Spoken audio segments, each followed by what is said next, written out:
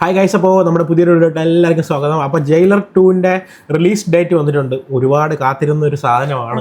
ഇത് എന്ന് റിലീസ് ആവും എന്നുള്ളത് കാത്തിരിക്കുമായിരുന്നു. കാര്യം ജയിലർ 1 തന്നെയാണ് അതിൻ്റെ കാര്യം. ജയിലർ 1 ലാസ്റ്റ് നമ്മൾ കണ്ട് തീർത്തപ്പോഴേ ചെറിയൊരു ഹിന്റ് കാര്യം നമ്മുടെ വിനായകൻ ഇങ്ങനെ പറയുന്നുണ്ടായിരുന്നല്ലോ, എന്നെ മാത്രമേ നിങ്ങൾക്ക് എന്തെങ്കിലും ചെയ്യാൻ പറ്റൂ, എൻ്റെ പുറകിൽ ഒരുപാട് ആൾക്കാരുണ്ടെന്ന് വിനായകൻ പറയുന്നുണ്ടായിരുന്നു. സോ ചെറിയൊരു ഹിന്റ് അവിടെ നമുക്ക് തന്നിട്ടുണ്ടായിരുന്നു.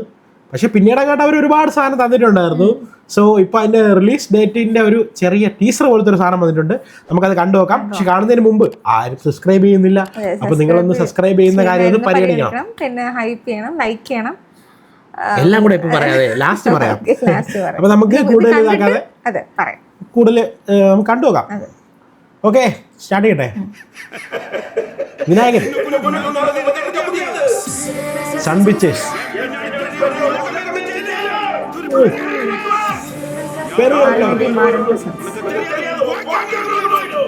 പെർഫോമൻസ് ആണല്ലേ. അതാരുടെ ഷാറുഖ് ഖാനാണോ സുരാജാണോ? ഒരുപാട് മലയാളത്തിലുള്ള ആരെയൊക്കെയോ കണ്ടുപോയോ നിങ്ങളെ?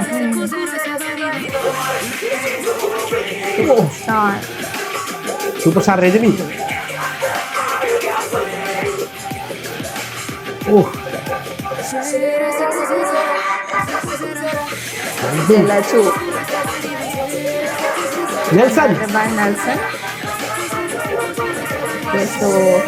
ഒക്ടോബറിൽ റിലീസാണ് സീൻ അല്ലേ? ഇത് ഇതിനകത്ത് കുറെ മലയാളി നടന്മാരെ നമ്മൾ കണ്ടായിരുന്നു. അതിലോട്ട് നമുക്ക് വരാം. എങ്ങനെ ഉണ്ടായിരുന്നു, നിങ്ങൾ കണ്ടിട്ട് എങ്ങനെ ഉണ്ടായിരുന്നു എന്നുള്ള കാര്യം കമന്റ് ചെയ്യുക. ജയിലർ 1 ഇത് കാണാൻ പോകാൻ വേണ്ടിയിട്ടുള്ള ഏക കാരണം ജയിലർ 1 ആണ്. ജയിലർ 1 തിയേറ്ററിൽ കിട്ടിയ ഒരു സാധനം എൻ്റെ മോനെ, അത് പറഞ്ഞറിയിക്കാൻ പറ്റത്തില്ല. അമ്മാതിരി സാധനമായിരുന്നു. ഒരു പ്രതീക്ഷയില്ലാതെ ചെന്ന് പോയതാ. ഭയങ്കര പ്രതീക്ഷയൊന്നും ഇല്ലായിരുന്നു സത്യം പറഞ്ഞാൽ. എനിക്ക് പോയിരുന്ന് കുറച്ച് കഴിഞ്ഞപ്പോൾ മോഹൻലാലൊക്കെ വന്നില്ലേ, ലാലേട്ടനൊക്കെ വന്നിട്ടേ. ലാലേട്ടൻ ആ സമയത്ത് നല്ല ഒരു നല്ല പടം പോലും കാണാതിരിക്കുന്ന സമയത്ത് ഇതിനകത്ത് വന്നിട്ട് ഇമാതിരി ഓറ ചുമ്മാ വന്നിരിക്കുമ്പോഴേ അനിരുദ്ധിനെ അടിച്ച് കയറ്റിയാണ് അങ്ങനത്തെ സാധനം. ഈ പടം കണ്ടപ്പോഴത്തേക്കാണ് ബി ജി എം മ്യൂസിക്കിനൊക്കെ ഒരു പടത്തിനകത്ത് ഇത്രയും ഒരു ഹൈപ്പ് കിട്ടുമെന്ന് നമുക്ക് തോന്നിയത്. കാര്യം അനിരുദ്ധിന്റെ സാധനം പക്ക അനിരുദ്ധ്, അങ്ങനത്തെ ഒരു സാധനം ഈ ഒരു പടം ജയിലർ തിയേറ്ററിൽ കണ്ടവർക്ക് അറിയാം. ജയിലറിന്റെ സോങ് മറ്റേ അതും ഭയങ്കര ഹിറ്റായിരുന്നു. അത് മാത്രമല്ല, ഈ രജനീകാന്തിന്റെ ആ ഒരു സാധനമുണ്ട്, ഒരു പെട്ടപ്പ് സാധനമുണ്ട്.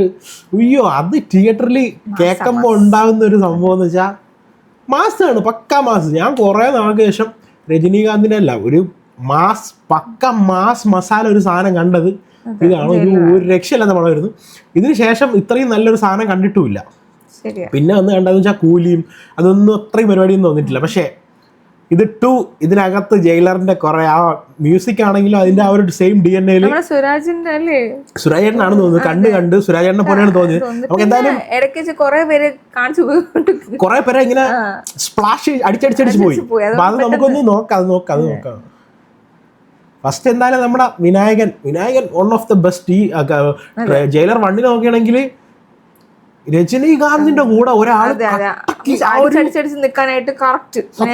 രജനീകാന്തിന്റെ ഒരു സ്വാഗ് അറിയാലോ, സ്വാഗ് ഓറ. പുള്ളി സ്ക്രീനിൽ വന്ന് നിന്ന് കഴിഞ്ഞാൽ ഫുള്ള് പുള്ളിക്കായിരിക്കും എഴുതുന്നുണ്ട്. പക്ഷെ പുള്ളിയുടെ കൂടെ നിന്നിട്ട് അത്രയും സ്വാഗ് വിനായകന് അമ്മാതിരി ഒരു മെറ്റീരിയലാണ് വിനായകനെ സത്യം പറഞ്ഞാൽ മലയാള സിനിമയിൽ യൂസ് ചെയ്തിട്ടില്ല. അത്രയാ പുള്ളിയുടെ ഒരു പൊട്ടൻഷ്യൽ യൂസ് ചെയ്തിട്ടില്ല. ഒരു പക്ക ഹോളിവുഡ് അപ്പിയറൻസ് അല്ലേ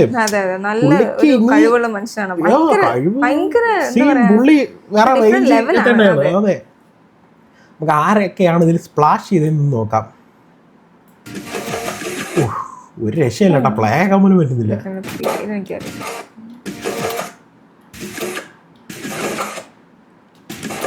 ഹക്കീം നമ്മുടെ പുള്ളിക്കാരി മലയാളത്തിലുള്ള മറ്റേ ഇത് സുരാജേട്ടന്റെ കണ്ണ്.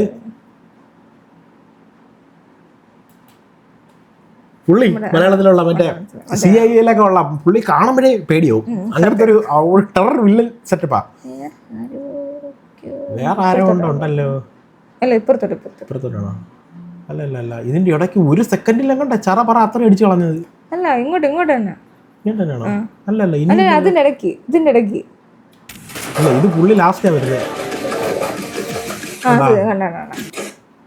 ഇതിലാരെങ്കിലും ഉണ്ടോ? ഹക്കിം കിടിലൻ ആക്ടറാണല്ലേ. എന്റെ അമ്മോ, നസീർക്ക് കോട്ടയം നസീർക്ക് വിഷയം ലുക്കല്ലേ, വിഷയ സാധനം. പുള്ളി നമ്മൾ അഭിനയിച്ച് കണ്ടിട്ടുള്ള എല്ലാ സിനിമകളും പുള്ളി വേറെ റേഞ്ച് പെർഫോമൻസ് ആണ്. പണ്ടൊന്നും ചാൻസ് കിട്ടിയില്ല.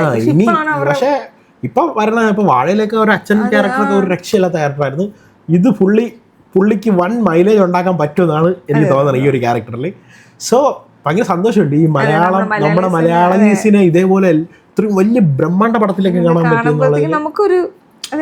അതാണ് ഇപ്പം എനിക്ക് തോന്നുന്നു എല്ലാ ആൾക്കാരും മലയാള സിനിമയിലോട്ടാണ് നോക്കിക്കൊണ്ടിരിക്കുന്നത് ചോദിച്ചു. കാര്യം മിക്ക പടങ്ങളിലും മലയാളത്തിലുള്ള ആൾക്കാരാണ് കൂടുതൽ. നമ്മള് കറുപ്പ് കണ്ടപ്പോ തന്നെ അല്ലേ, അപ്പോ മലയാള സിനിമ ഒരു രക്ഷയില്ല കറുപ്പിനകത്ത്. അപ്പോൾ അങ്ങനെയൊക്കെയാണ് ഇപ്പോൾ ഏത് ലാംഗ്വേജിൽ പടം ഇറങ്ങിയാലും ഒരു മലയാളം ആക്ടർ വേണം എന്നുള്ളൊരു ഇതായി. അപ്പോൾ അങ്ങനെയാണ്. സോ പാൻ ഇന്ത്യൻ മൂവി തന്നെയാണ്. ഇതിനകത്ത് ഇനി മോഹൻലാലും കാര്യങ്ങളൊക്കെ വരുമായിരിക്കും. ഷാറുഖ് ഖാനൊക്കെ ഉണ്ടെന്നൊക്കെ പറയുന്നുണ്ടായിരുന്നു. അപ്പോൾ എന്തായാലും ഇതിൻ്റെ ട്രെയിലർ ഇറക്കുമ്പോൾ നമുക്ക് വൻ സാധനമായിരിക്കും തരുന്നത്. അതിനകത്ത് ഒരു കോംപ്രമൈസ് ഉണ്ടാകത്തില്ല. നെൽസണ്ണ തവണ തൂക്കണം. ഇനിയിപ്പോൾ എന്തായാലും ഒരു 3 മാസത്തിനകത്ത് വരുമെന്ന് തോന്നുന്നല്ലേ പടം? സെപ്റ്റംബറിനല്ലേ പറഞ്ഞത്? ഒക്ടോബറാണെന്ന് തോന്നുന്നു. ഒക്ടോബറല്ലേ, നോക്കളയാം. ലാസ്റ്റ് എഴുതി കാണിച്ചായിരുന്നല്ലോ, ഒക്ടോബർ 15.